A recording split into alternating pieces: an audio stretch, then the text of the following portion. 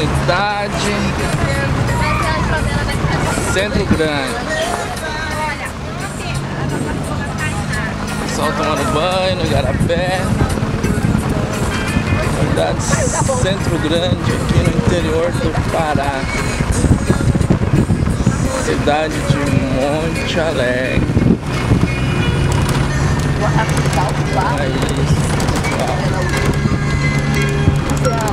DJ Silas de Caruaruá.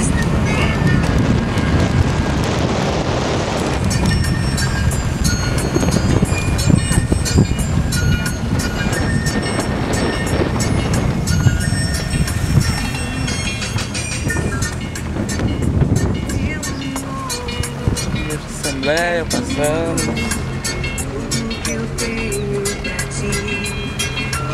Pura campanha política ainda. Não pode nessa bolsa, não?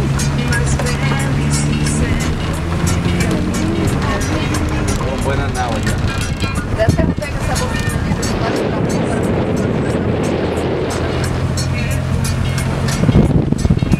Aí estamos saindo da comunidade Centro Grande. Aqui vai pra onde mais?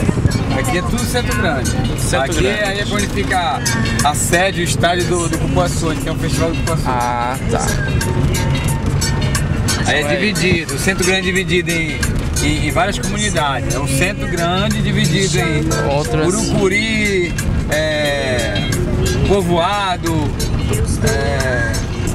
outras comunidades também. O dia se reúne no Centro Grande.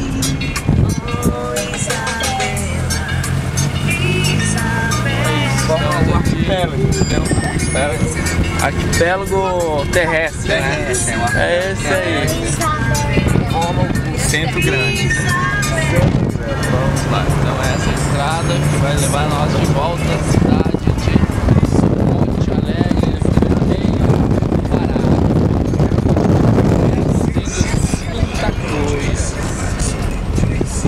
Pitacuyas e o pessoal da Camp é os Chupamã.